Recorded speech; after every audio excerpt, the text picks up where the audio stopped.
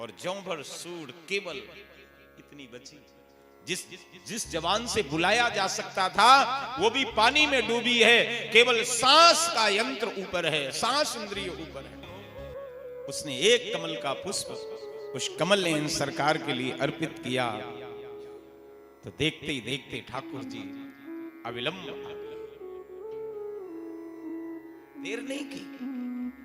भगवान ने आकर के उस मगर का सर काट दिया और हाथी को मुक्त कर दिया। थोड़ा सुन महाराज, एक पल नहीं लगा, सब परिवार के लोग छोड़ के चले गए। उस मुसीबत में कोई नहीं होगा तुम्हारे साथ, कोई नहीं होगा हमारे साथ।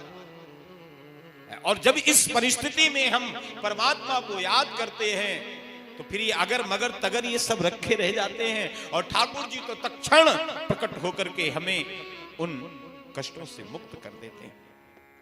लेकिन यहां पर एक बात बड़ी अच्छी लगी मुझे इस कथा में, इस प्रसंग में,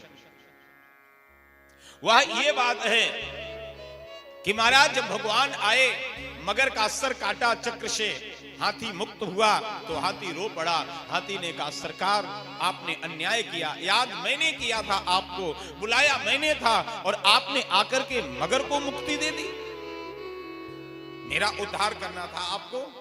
भगवान मुस्कुराए और भगवान ने मुस्कुरा करके कहा गजेंद्र मैं तेरा ही उद्धार करने आया था, लेकिन तू जानता जब यहां आया ना तो मैंने देखा तू मेरी याद कर रहा है और ये तेरे पैर पकड़े था। तू मेरी याद कर रहा है और ये तेरे पैर पकड़े था, अर्थात जो मुझे याद करता है मैं उसका उद्धार पीछे करता हूं, लेकिन जो मेरा नाम लेने वाले, मुझे याद करने वाले के पैर पकड़ लेता है, मैं उसका उद्धार पहले करता हूं।